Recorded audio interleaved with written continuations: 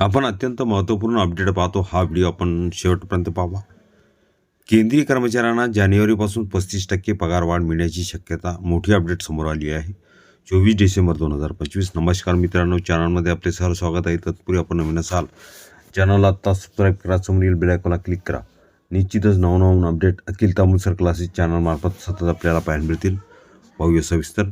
वेतन आयोग बातमी. केंद्रीय सरकारी कर्मचाऱ्यांसाठी एक मोठी दिलासादायक बातमी समोर येत आहे.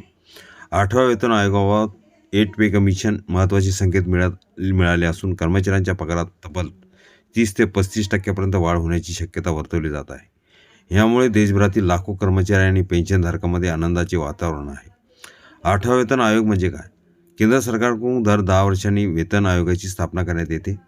या आयोगाचा उद्देश म्हणजे सरकारी कर्मचाऱ्यांचे मूलभूत वेतन, भत्ते, पेन्शन आणि सेवा अटीचा आढावा घेणे.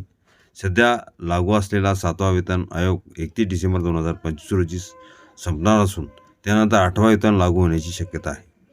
8वा वेतन आयोग कधी लागू होणार? पगारात किती वाढ होऊ शकते? फिटमेट फॅक्टर काय असू शकतो?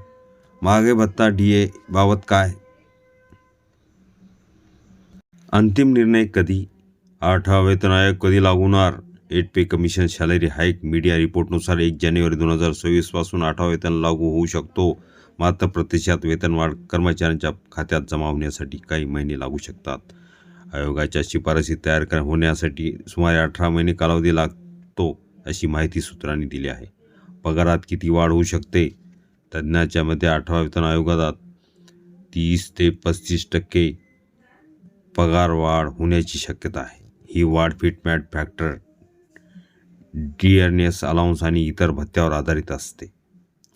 उदाहरणार्थ, जर एखाद्या कर्मचाऱ्यांचा सध्याचा पगार 35,000 असेल तर 8व्या वेतन आयोगानुसार 46,000 ते 48,000 पर्यंत होऊ शकतो. फिटमेट फॅक्टर काय असू शकतो? सूत्राच्या माहितीनुसार 8व्या वेतन आयोगात फिटमेट फॅक्टर 2.5-2.86 दरम्यान असण्याची शक्यता आहे.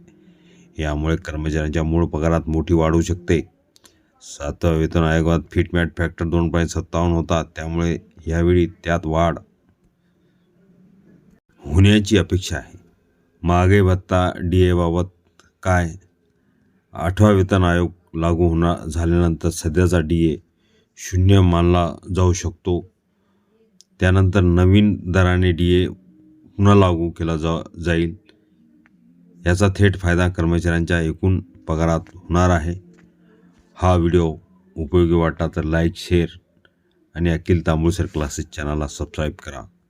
नवनवीन अपडेट आपल्यापर्यंत